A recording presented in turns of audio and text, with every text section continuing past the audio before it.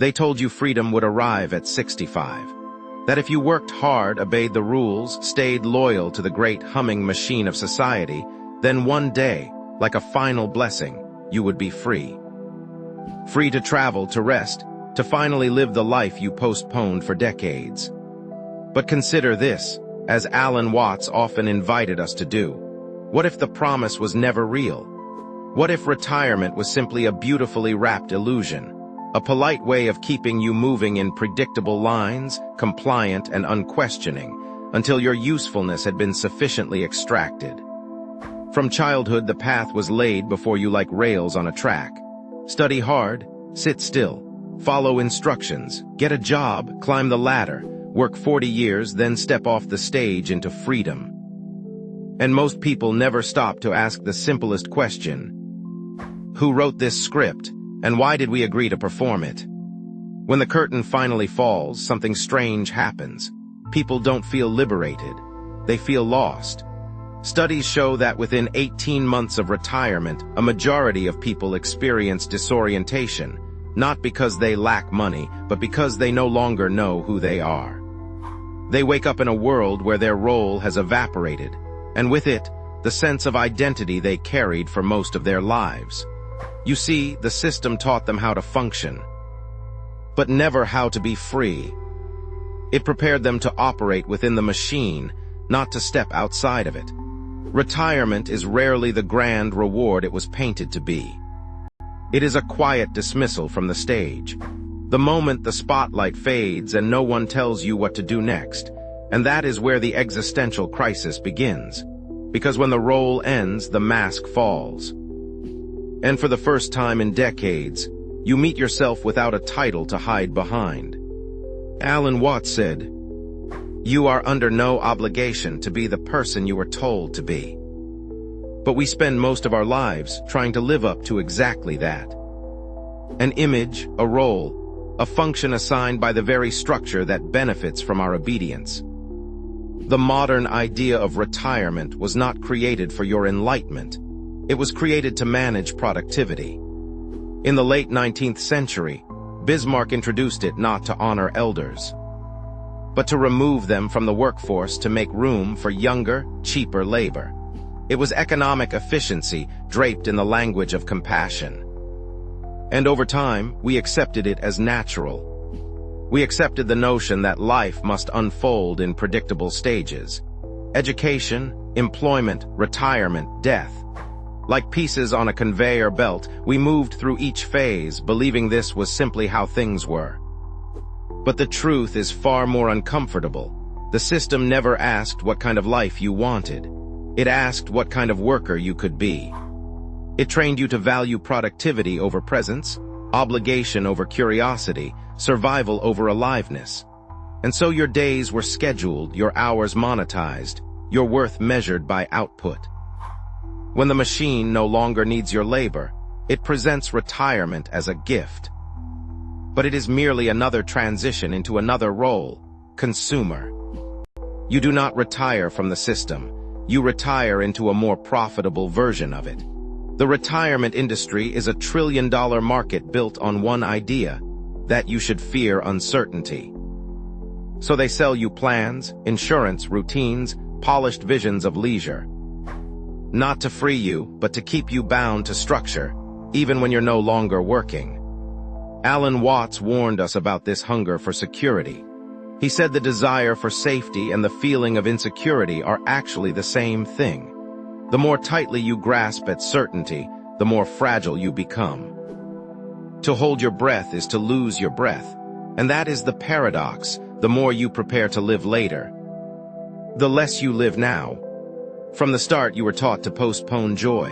When I graduate, when I get the job, when I get promoted, when the house is paid, when I retire, then I will be happy, then I will feel free, but then never arrives. Because you have been conditioned to treat the present moment as merely preparation for the next. Psychologists call this delay discounting. The tendency to undervalue the present in favor of an imagined future. You become a perpetual planner, a lifelong rehearser, waiting for life to begin while life silently unfolds without you. By the time retirement comes, you no longer know how to simply exist. You only know how to wait. And that is why so many people fall into depression shortly after leaving work. Not because they lack activity, but because they lack identity. If you were told your entire value was in being useful, what happens when you are no longer needed? As Alan Watts put it, life is not a problem to be solved, but an experience to be lived. But if you were trained to solve, to fix, to manage, to optimize, then simply existing feels terrifying.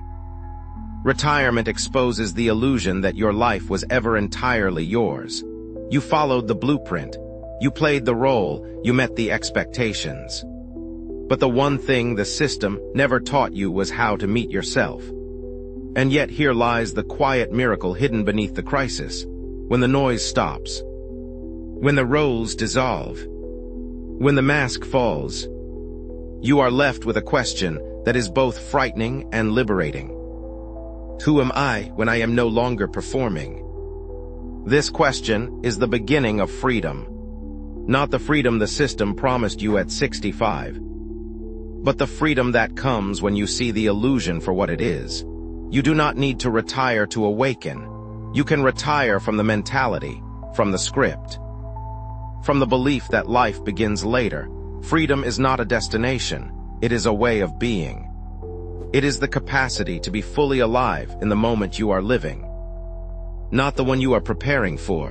When you stop measuring your worth by your output, you rediscover presence. When you stop chasing a future self, you meet the self that is here now.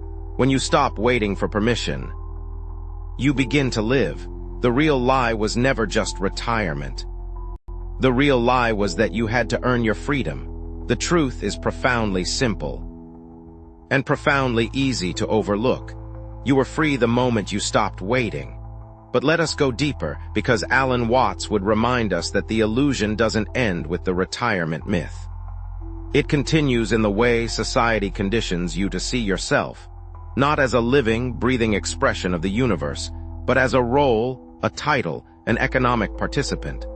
From the beginning, you were taught that life is serious, that you must be useful, that you must be productive, that your worth is something to be proven, measured, and judged. Yet Watts would laugh softly at this idea because it ignores the most fundamental truth. You weren't born to be a function. You were born to experience, to taste, to sense, to wonder, to simply be. But a society obsessed with control can't use a person who is fully alive. So it trains you to fear stillness, to fear uncertainty, to fear yourself. And then, at the end of your working years, it hands you a brochure and calls it freedom. But freedom is not a destination on a map. Freedom is not a condo on the beach or a well-optimized investment portfolio. Freedom is the disappearance of the illusion that you must earn the right to exist. Look closely at the structure. You spent your early years preparing for adulthood. You spent adulthood preparing for retirement. You spend retirement preparing for the end. At what point were you ever encouraged to stop preparing and simply live? The truth is that most people never experience their own life. They experience only the story they were told to follow. And when the story collapses, they feel empty, not because life has ended, but because life has finally begun, and they don't know how to enter it. But here is the beautiful paradox. The system can shape your habits, your routines, your schedules, but it cannot touch your inner world unless you abandon it. Deep within you is a self untouched by productivity, untouched by duty, untouched by time. A self that has always known freedom, but was buried beneath calendars, obligations, and expectations. To find it, you don't need to retire. You don't need permission. You don't need an age. You need only the willingness to sit with yourself long enough to hear the quiet truth that has been drowned out by decades of noise. You were never meant to become someone. You were meant to be.